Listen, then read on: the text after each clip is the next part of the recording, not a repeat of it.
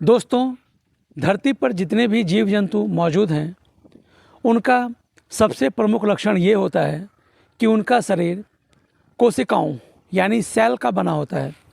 दोस्तों, यदि किसी भी जीव का शरीर सेल से नहीं बना होता है तो उसको जीव की कैटेगरी में यानी लिविंग बींग्स नहीं माना जाता है, उसको जीव की कैटेगरी में नहीं रखा जाता है।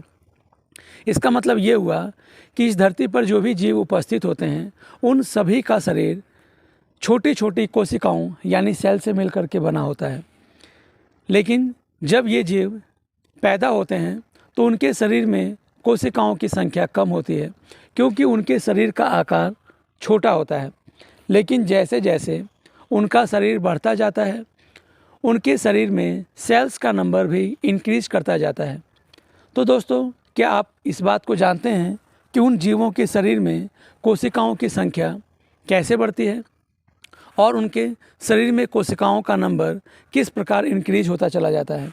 तो आज के इस वीडियो में हम इसी बात पे चर्चा करेंगे कि जीवों के शरीर में कोशिकाओं की संख्या कैसे बढ़ती है और एक कोशिका से कई कोशिकाओं का निर्माण हमारे शरीर में किन किन प्रक्रियाओं के द्वारा हो पाता है।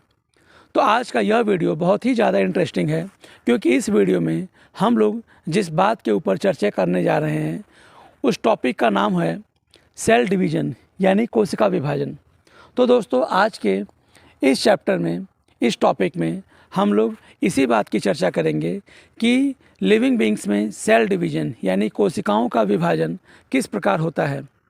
तो चलिए आज के इस वीडियो में हम इसी बात पे चर्चा करते हैं कि सेल डिवीज़न कितने प्रकार का होता है और सेल डिवीज़न किस प्रकार से होता है जिससे कि जीवों के शरीर में कोशिकाओं की संख्या बढ़ती जाती है और जीवों के शरीर में वृद्धि और विकास यानी ग्रोथ और डेवलपमेंट होता रहता है। तो दोस्तों, चलिए सबसे पहले जानते हैं कि सेल डिवीज़न कितने प्रकार का होता है। यानी सबसे पहले ये जानने की कोशिश करते हैं टाइप्स ऑफ सेल डिवीज़न के बारे में। दोस्तों, जीवों में सेल डिवीज़न मुख्यतः 3 प्रकार का होता है, जिसमें सबसे पहला होता है एमाइटोसिस, जिसको असूत्री कोशिका विभाजन कहा जाता है। दूसरा होता है माइटोसिस, जिसको सूत्री कोशिका विभाजन कहा जाता है। और तीसरा होता है मियोसिस, जिसको अर्धसूत्री कोशिका विभाजन कहा जाता है। तो इस प्रकार से सभी जीवों में कोशिकाओं में जो विभाजन की प्रक्रिया होती है वो इन 3 प्रकार से संभव हो पाती है, जिसका नाम अभी आपने जाना, जिसमें से एक होता है एमाइटोसिस, दूसरा होता है माइटोसिस और तीसरा होता है मियोसिस। तो दोस्तों, इन्हीं 3 प्रकार के सेल डिवीज़न की हेल्प से लिविंग बींग्स अपने सेल के नंबर को इंक्रीज करते हैं और उनके शरीर में डेवलपमेंट और ग्रोथ की प्रोसेस हो पाती है। तो चलिए आगे के इस वीडियो में इन 3 प्रकार के सेल डिवीज़न के बारे में और भी विस्तार से चर्चा करते हैं। तो चलिए दोस्तों, सबसे पहले जानते हैं पहले प्रकार का कोशिका विभाजन, जिसको एमाइटोसिस यानी असूत्री कोशिका विभाजन कहा जाता है। दोस्तों, इस प्रकार के कोशिका विभाजन में कोशिका का केंद्रक यानी न्यूक्लियस संकीर्णित होकर 2 भाग में टूट जाता है और फिर कोशिका द्रव्य के विभाजन से एक कोशिका से 2 कोशिकाओं का निर्माण होता है। तो दोस्तों, इस प्रकार के कोशिका विभाजन को ही एमाइटोसिस या असूत्री कोशिका विभाजन कहा जाता है, जिसमें कोशिका 2 पार्ट में डिवाइड तो होती है, लेकिन सबसे पहले उसका न्यूक्लियस डिवाइड करता है और उसके बाद से उस एक कोशिका से 2 कोशिकाओं का निर्माण हो जाता है। तो इस प्रकार के कोशिका विभाजन को एमाइटोसिस यानी असूत्री कोशिका विभाजन कहा जाता है। दोस्तों, इस प्रकार का कोशिका विभाजन बहुत ही निम्न कैटेगरी के लिविंग बींग्स में ही पॉसिबल हो पाता है, यानी ऐसे जीव जंतु जो बहुत ही ज़्यादा एडवांस नहीं है, जैसे कि bacteria, amoeba, paramecium, Euglena etcetera में। जैसे इस प्रकार के सेल डिवीज़न में आप देख पा रहे हैं कि सबसे पहले पेरेंट सेल का न्यूक्लियस बीच में से कॉन्स्ट्रिक्ट करके और डिवाइड होना स्टार्ट करता है और जिससे कि उसका न्यूक्लियस 2 पार्ट में डिवाइड कर जाता है और उसके बाद से साइटोकाइनेसिस यानी कोशिका द्रव्य के विभाजन से एक कोशिका फाइनली 2 कोशिकाओं में डिवाइड कर जाती है। तो इस प्रकार के सेल डिवीज़न को ही एमाइटोसिस यानी असूत्री कोशिका विभाजन कहा जाता है। और इस प्रकार का कोशिका विभाजन बैक्टीरिया में, अमीबा में, पैरामीशियम में, यूग्लिना में यानी लोअर कैटेगरी के लिविंग बींग्स में बहुत ही ज़्यादा कॉमन है। बैक्टीरिया अपने नंबर्स को इसी सेल डिवीज़न के अकॉर्डिंग ही इंक्रीज करते हैं। दोस्तों, इस सेल डिवीज़न को कॉमनली बाइनरी फिशन भी कहा जाता है, यानी द्विविखंडन। तो चलिए अब जानते हैं दूसरे प्रकार का सेल डिवीज़न जिसको माइटोसिस कहा जाता है, जिसको हिंदी में समसूत्री कोशिका विभाजन कहा जाता है। दोस्तों, इस प्रकार के कोशिका विभाजन में केंद्रक विभाजन के बाद कोशिका द्रव्य का विभाजन होता है और फिर एक कोशिका से दो कोशिकाएं बनती हैं और बनी हुई संतति कोशिका में गुणसूत्रों की संख्या अपनी जनक कोशिका के समान ही होती है। इस प्रकार का कोशिका विभाजन कायिक कोशिकाओं में यानी सोमैटिक सेल्स में पाया जाता है। दोस्तों, इस प्रकार के कोशिका विभाजन के द्वारा एक कोशिका से फाइनली दो कोशिकाएं बनती हैं, लेकिन उनमें नंबर ऑफ क्रोमोजोम्स सेम रहते हैं, यानी जितने number of chromosomes parent cell में होते हैं उतने ही नंबर ऑफ क्रोमोजोम्स उसकी डॉटर सेल्स में भी होते हैं।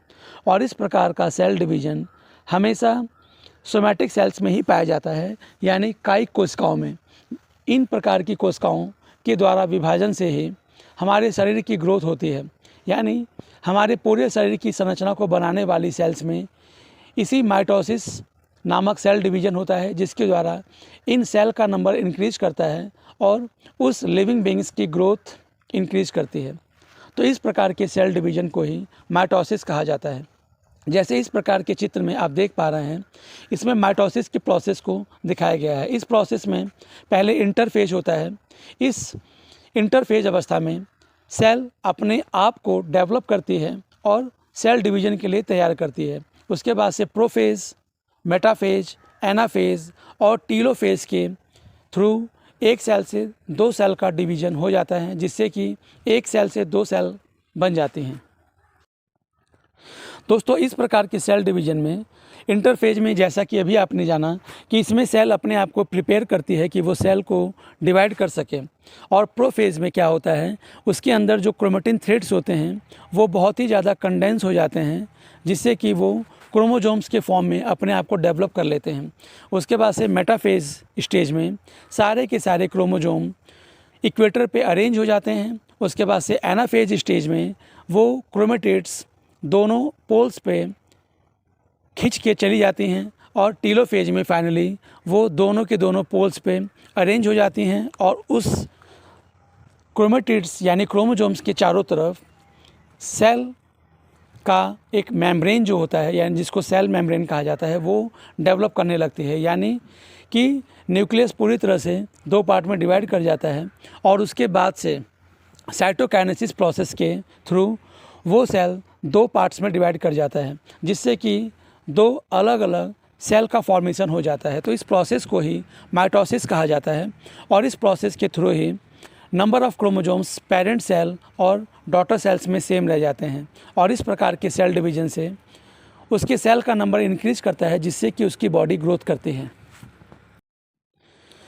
तो चलिए माइटोसिस के बाद अब जानते हैं तीसरे प्रकार का सेल डिवीज़न, जिसको मियोसिस सेल डिवीज़न यानी अर्धसूत्री कोशिका विभाजन कहा जाता है।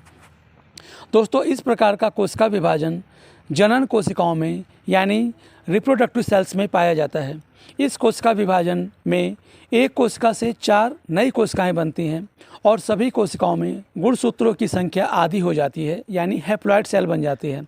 इस कोशिका विभाजन के द्वारा युग्मकों का निर्माण होता है, यानी इस कोशिका विभाजन के थ्रू गैमेट्स का फॉर्मेशन हो पाता है।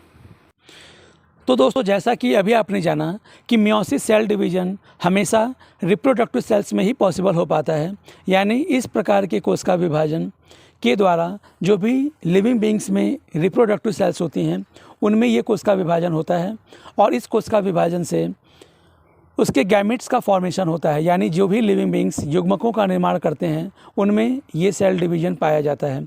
और इस सेल डिवीज़न से वो सेल फाइनली चार सेल में डिवाइड कर जाती है और number of chromosome daughter cells में उसके पेरेंट सेल से आधे हो जाते हैं, यानी जो भी नई सेल्स का फॉर्मेशन होता है वो सेल हैप्लॉइड सेल होती है और इसी से उसके गैमेट्स का फॉर्मेशन हो पाता है। दोस्तों, मियोसिस प्रोसेस को ध्यान से समझने के लिए इस चित्र को देखिए। इसमें आपको दिखाया गया है कि मियोसिस की पूरी प्रोसेस को 2 पार्ट में डिवाइड किया गया है, जिसमें से पहला पार्ट होता है मियोसिस फर्स्ट और दूसरा पार्ट होता है मियोसिस सेकंड।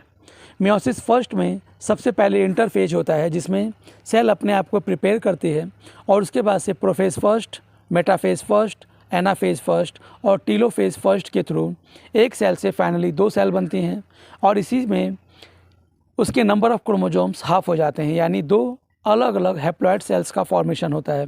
उसके बाद से वो दोनों की दोनों सेल्स मियोसिस सेकंड में एंटर करती हैं और इसमें भी prophase second, metaphase second, anaphase second और टीलोफेज सेकंड के थ्रू एक एक सेल से 2-2 सेल का फॉर्मेशन होता है और ये meiosis second cell division mitosis की तरह से ही होता है, यानी फाइनली एक सेल से 4 सेल का फॉर्मेशन होता है और इसी प्रकार के सेल डिवीज़न को मियोसिस सेकंड कहा जाता है।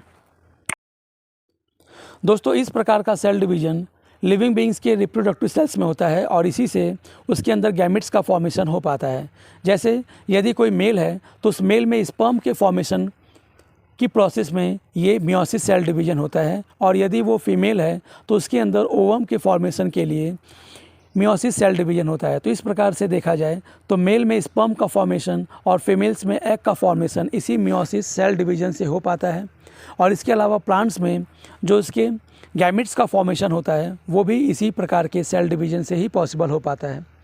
और जब मेल और फीमेल गैमेट्स आपस में फ्यूज करते हैं और फर्टिलाइजेशन होता है तो उससे ही न्यू जनरेशन का फॉर्मेशन हो पाता है। तो इस प्रकार के सेल डिवीज़न का लिविंग बीइंग्स के रिप्रोडक्शन में बहुत ही ज़्यादा इंपॉर्टेंस होता है और इसी सेल डिवीज़न के थ्रू उसकी नेक्स्ट जनरेशन प्रोड्यूस हो पाती है।